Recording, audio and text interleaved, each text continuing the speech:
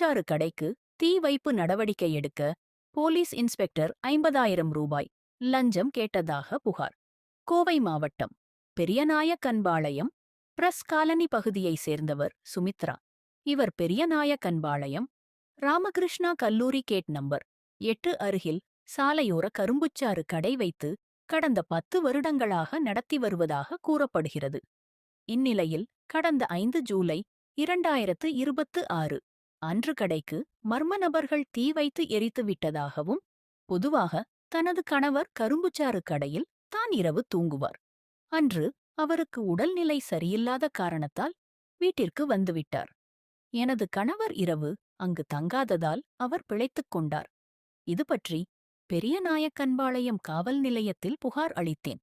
காவல்துறை சரியான நடவடிக்கை எடுக்கவில்லை. தான் ஏற்கனவே சாலையோர வியாபாரிகள் அடையாள அட்டை வைத்துள்ளேன்.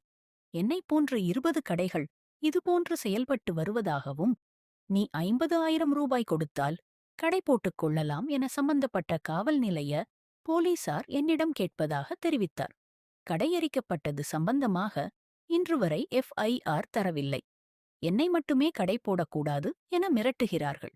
இந்த கடையின் வருமானத்தை நம்பியே எனது வாழ்வாதாரம் முழுவதும் இருப்பதாகவும், என் கணவருக்கு கண் சரியாக தெரியாத காரணத்தினால் நான் தான் என் குடும்பத்தை பார்த்துக் கொண்டிருப்பதாகவும், எனவே மாவட்ட ஆட்சியர் தலையிட்டு 50,000 லஞ்சம் கேட்ட காவல் நிலைய போலீசார் மற்றும் தீ வைத்த மர்ம நபர் மீது உரிய நடவடிக்கை எடுக்க வேண்டும் என்றும் மனு அளித்தார்.